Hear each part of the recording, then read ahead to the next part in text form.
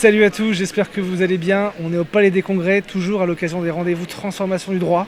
Alors depuis tout à l'heure, on rencontre des éditeurs de logiciels, des Legal Tech, mais il y a aussi un stand, un espace au Palais des Congrès qui est dédié au Legal Design, parce qu'il y a ce qu'on appelle le village du Legal Design. Et là, j'ai le plaisir de recevoir Stéphanie et Guylaine, qui sont les représentants du Lab Legal, qui est finalement une forme d'association fédératrice des professionnels du Legal Design. Est-ce que peut-être vous pouvez m'expliquer qu'est-ce que c'est que le Legal Design pour ceux qui ne connaissent pas ? Alors, pour ceux qui ne connaissent pas, effectivement, le Legal Design, c'est une démarche méthodologique dont l'objectif est de rendre accessible le droit. Alors, large mission, mais efficace. Et donc, c'est une activité qui est pluridisciplinaire. C'est des juristes, c'est des designers, c'est des communicants, on fait appel à d'autres expertises et on confronte tout ça, on travaille ensemble pour revoir des supports juridiques, pour revoir des services, pour repenser l'organisation d'exercice des professionnels du droit. Donc le legal design, c'est pas que faire des pictos. Alors c'est pas que des pictos, surtout pas que des pictos.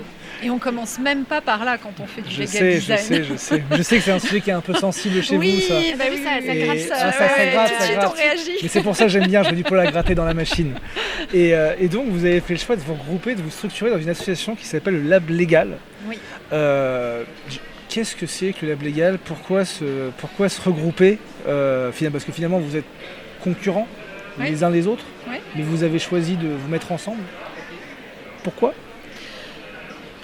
Parce que finalement le legal design, ça fait pas tellement longtemps que le legal design a de la visibilité et en se regroupant sous forme de collectif, ça nous permet de se rassembler, de confronter nos idées et on le voit aujourd'hui, la matérialisation de ce village du legal design aux transformations du droit. Donc c'est on aide tous ensemble à faire en sorte que le legal design émerge et soit connu. Et on le voit avec les ateliers et les conférences qui sont bien remplies. Mais c'est ça, vous portez ensemble la marque legal design. Ça, exactement. Je trouve que c'est très important. C'est-à-dire que ça permet de promouvoir ce nouveau phénomène qui arrive, qui est là.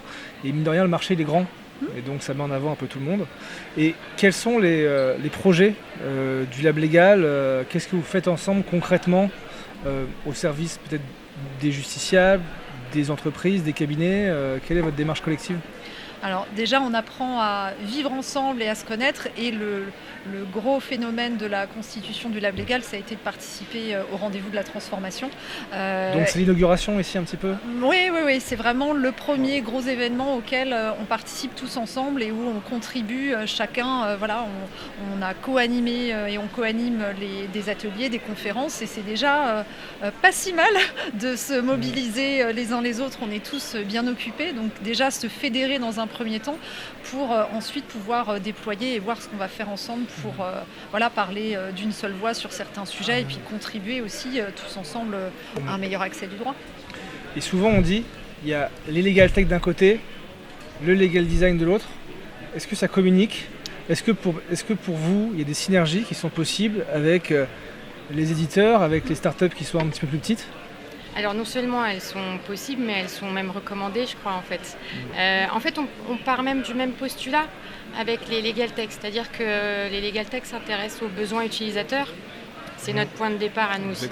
Donc on a vraiment un point commun, d'où d'ailleurs pas mal de collaborations, de partenariats. Il y a même eu ici aujourd'hui des ateliers, des conférences qui étaient données en collaboration acteurs du legal design, acteurs de la legal tech. Et c'est pour ça aussi qu'on est très très content d'avoir le village du legal design parce que c'est la première année et que ça a vraiment du sens à côté des legal tech et des autres villages qui sont présents. Et le village permet aussi de faire des rencontres, le fait qu'il y ait les legal tech. Déjà. Et je sais qu'il y a 2 ans, j'ai rencontré une legal tech et entre-temps, il y a une collaboration qui s'est mise en place. Donc c'est Moi, je vois dans mes missions de conseil, je collabore souvent avec du legal design parce qu'on se rend compte que toute cette partie d'expérience, de recherche du comportement utilisateur, d'analyse des besoins, de décortiquage du process, en fait, c'est le même. Exactement. On a juste après des expertises sur les solutions qui sont différentes, mais le besoin c'est le même. Et je pense que c'est important de dire à tous ceux qui nous regardent qu'il faut toujours se recentrer sur le besoin client. C'est l'essence du legal design, c'est l'essence de la legal tech, c'est l'essence de la transformation. Et dernière petite question, est-ce qu'on peut faire du legal design et être un homme? Mais oui. Même mais si oui. c'est quand même assez féminin. Oui, c'est bien pour ça que je pose la question. C'est vrai. Parce que dans le village du legal design, j'ai pas vu beaucoup d'hommes. C'est parce que les hommes n'ont pas d'empathie, c'est Voilà. pour ça. Alors, on va Alors, peut-être pas terminer Non, là-dessus. je fais exprès. Je fais exprès. Non, mais c'est alors une- j'avais ouais. pas réfléchi, effectivement. Si, ouais. Si, Voilà, si, pas eh ben, d'empathie. Bon, voilà, eh bien, c'était la conclusion. Non, Bienvenue. non. Non, non, non. Et donc, comment vous rejoindre? Comment nous rejoindre? Alors, on est sur les réseaux sociaux, sur LinkedIn principalement. Ok, Lab Légal. Et voilà, exactement, il y a une page Lab Légal et venez, avec plaisir, on accueille. Que vous soyez un homme ou une femme. C'est, Un homme et une femme. Exactement, voilà, Pas c'est ouvert. forcément des personnes qui pratiquent le legal design, mais qui peuvent Ouais. s'intéresser au legal Exactement. design. Et il y a vraiment au Même sein pour du des Lab stages, vous Légal, recrutez. Voilà.